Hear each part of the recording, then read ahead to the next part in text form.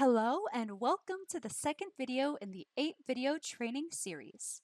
In video 1, we covered the equipment checklist, and in this video, we will discuss the infiltration testing setup. Your team lead and advisors will provide you with a testing schedule, closest parking, and drywall coordinates. Please arrive on time to testing sites as these tests last 6 hours and some sites have restricted testing times imposed by their permit limitations. Upon arrival, meet with your fellow team members.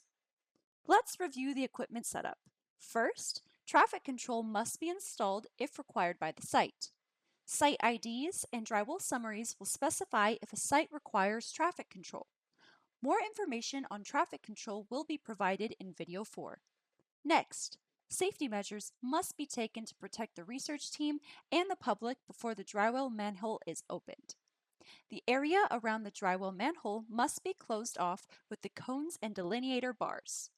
These here are two examples of implementing cones and delineators on the field.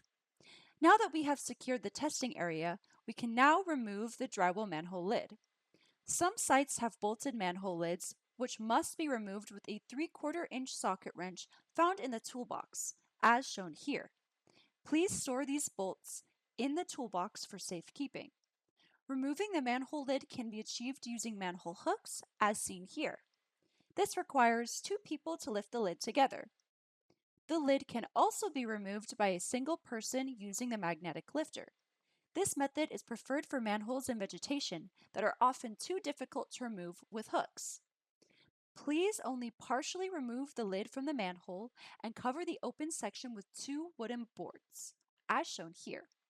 This precaution prevents people from falling into the open manhole, which can be up to 50 feet deep. Let's now look at the setup within the well. This requires the removal of the trash screen lid using the extending pole. You will need to temporarily move one of the wooden boards to get the trash screen through the top of the drywall, as seen here. Once removed, we will begin installing the 1-inch 5-foot PVC pipes directly into the 6-inch PVC casing, as depicted here. Starting with the screened 1-inch PVC, a member will hold the pipes in place and lower them into the 6-inch PVC casing, whilst another member screws on an additional pipe from above. Once you have reached the bottom of the casing, check to see if the 2.5-foot long 1-inch PVC pipe is needed. This only occurs if the PVC pipe falls below the manhole lip or if it extends greater than 2.5 feet above the manhole lip. Now that the 1-inch PVC is set up, you may install the water level meter by lowering it into the 1-inch PVC pipe, as shown here. Next, you will set up the cam lock, gate valve, filter, flow meter, and globe valve, which will attach the hose to the 2-inch PVC. Before the test occurs, please ensure that the gate valve is set perpendicular and that the globe valve is turned all the way to the right. This will prevent water from discharging into the well before testing occurs. Next, attach the 2-inch diameter drop pipe adapter to the globe valve. You may now begin lowering the 2-inch PVC drop pipe into the 6-inch drywall casing. One member will crouch and hold the pipe, ensuring it enters the casing, while another member will add additional PVC from above. It is crucial to add enough 2-inch PVC to reach below the water level during testing to prevent air entrainment. The member holding the last 2-inch PVC will then screw the pipe onto the adapter whilst another member holds the valve, flow meter, and cam lock apparatus. Once assembled, rest the device on a raised surface, such as the manhole or wood planks, to prevent damage to the filter and other components. The last piece of drywall equipment is the 1-minute transducer, or the level logger. First, ensure that it is programmed for 1-minute readings.